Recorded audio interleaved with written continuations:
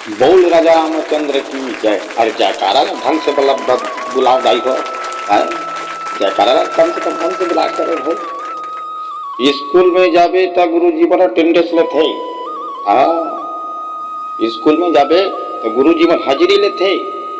समाधु Ram yes गुरुजी, जूझू राम जी हाजिर गुरुजी। रोजगार guarantee में जाबे तो मेठ मन हाजिरी ले थे दाई हो।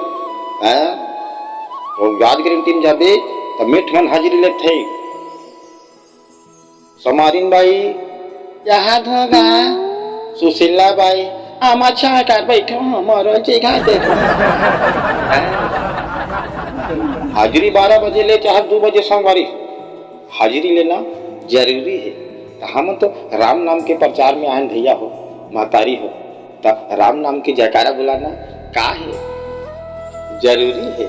हाँ, तो एक बार बहुत जोरदार बुलंद आवाज से जयकारा बुलाओ महतारी हो। बोल सच्चे दरबार की जय, बोल राजा रामचंद्र की जय। हाँ, अभी हमारे हेम सिंह भैया आई मंच में और हमारे भैया के क्वालिटी बहुत जोरदार प्रसिद्ध है हमारी।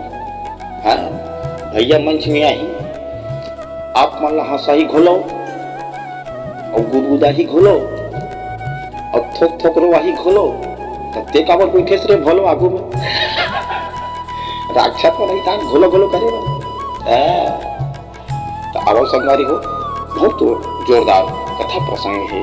भक्त गोपी जन जन जन बोल राजा राम।